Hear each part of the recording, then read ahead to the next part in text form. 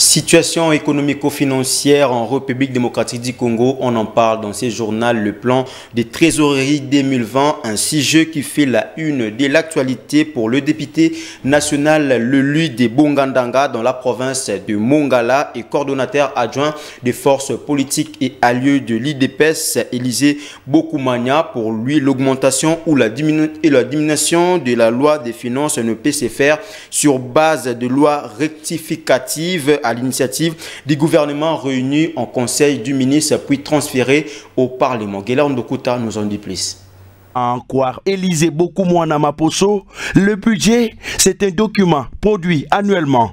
Il fait état des recettes et des dépenses prévisionnelles planifiées pour l'exercice à venir. Exemple, 2019, produit pour 2020.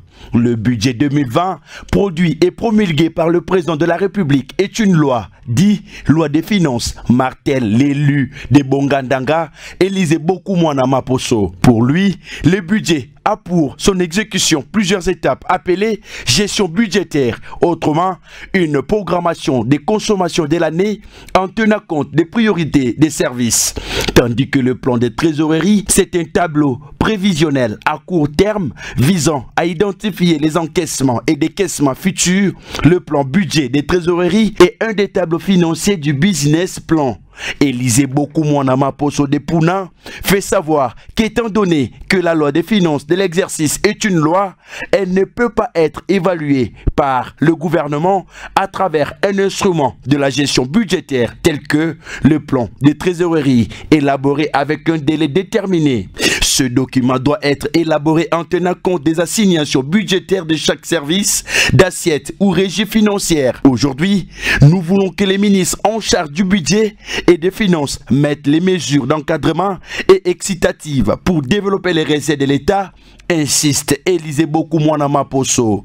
Le président national du Parti de l'Unité nationale Pouna en sigle révèle parmi ces mesures avec la numérisation en vrai sous des régies financières dont la DGI, la DGDA ainsi que la DGRAD, notre budget sera accru. Ici est dénoté qu'Élisée Bokoumwana est à l'écofine de l'Assemblée nationale depuis la législature de 2011 jusqu'à nos jours. Et en tant qu'allié de l'UDPS, il encourage et soutient la grande ambition du chef de l'État, président de la République, Félix-Antoine Tshisekedi Tshilombo, par sa volonté de doubler les budgets à son accession au pouvoir, preuve du peuple d'abord.